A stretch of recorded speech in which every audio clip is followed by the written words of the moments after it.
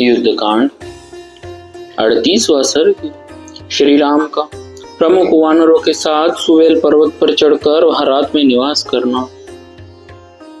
सुवेल पर्वत पर चढ़ने का विचार करके जिनके पीछे लक्ष्मण जी चल रहे थे, वे भगवान श्री राम सुग्रीव से और धर्म के ज्ञाता, मंत्रवेत्ता, विधिज्ञ एवं अनुरागी निशाचर विभीषण से भी उत्तम एवं मधुर वाणी में बोले, मित्रों, यह पर्वतराज सुवेल सैकड़ों धातुओं से भली भांति भरा हुआ है। हम सब लोग इस पर चढ़े और आज की रात में यही निवास करें। यहाँ से हम लोग उस राक्षस के निवास भूत लंकापुरी का भी अवलोकन करेंगे, जिस दुरात्मा ने अपनी मृत्यु के लिए ही मेरी भार्या का अपहरण किया है, जिसने न तो धर्म को जाना है, न सदाचार को ही कुछ समझा है और न कुल का ही विचार किया है।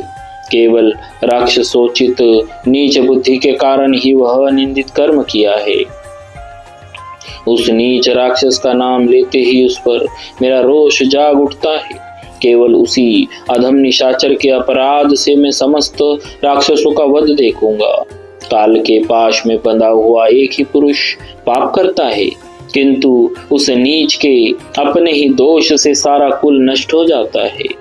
इस प्रकार चिंतन करते हुए ही श्री राम रावण के प्रति कुपित हो विचित्र शिखर वाले सुवेल पर्वत पर निवास करने के लिए चढ़ गए। उनके पीछे लक्ष्मण भी महान पराक्रम में तत्पर एवं एकाग्रचित्त हो धनुष बाण लिए हुए उस पर्वत पर आरूढ़ हो गए। तत्पश्चात सुग्रीव मंत्रियों सहित विभीषण, हनुमान, अंगद, नील, महेंद्र, द्विविद, गज, गवाक्ष, गवय, शरभ, गंधमादन, पणस, कुमुद, हर, युतपति रंभ, जाम्बवान, सुशेल, महामति ऋषभ, महातेजस्वी दुर्मुख तथा कपिवर, शतवली, ये और दूसरे भी बहुत से शीघ्रगामी वानर जो वायु के समान वेग से चलने वाले तथा पर्वतों पर ही विचरने वाले थे, उस सुवेल गिरी पर चढ़ गए। सुवेल पर्वत पर जहाँ श्री रघुनाथ जी विराजमान थे, वे सैकड़ों वानर थोड़ी ही देर में चढ़ गए और चढ़कर सब ओर विचरने लगे। उन वानर युद्धपतियों ने सुवेल पर्वत के शिखर पर खड़े हो उस सुंदर लंकापुरी का निरीक्षण किया, जो आकाश में ही बनी हुई सी जान पड़ती थी। उसके फाटक बड़े मनोहर थे, उत्तम परकोटे उस नगर की शोभा बढ़ाते थे तथा वह पूरी राक्षसों से भरी पूरी थी।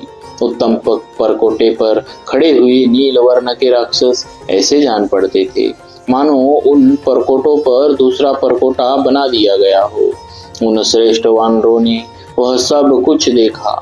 युद्ध की इच्छा रखने वाले राक्षसों को देखकर वे सब वानर श्री राम के देखते देखते नाना प्रकार से सिंहनाद करने लगे। तदनंतर संध्या की लाली से रंगे हुए सूर्यदेव अस्ताचल को चले गए और पूर्ण चंद्रमा से प्रकाशित उजेली रात वहां सब ओर छा गई। तत्पश्चात विभीषण द्वारा सादर सम्मानित हो वानर सेना के स्वामी श्री राम ने अपने भाई लक्ष्मण और युद्धपतियों के समुदाय के साथ सुवेल पर्वत के पृष्ठ भाग पर सुखपूर्वक निवास किया।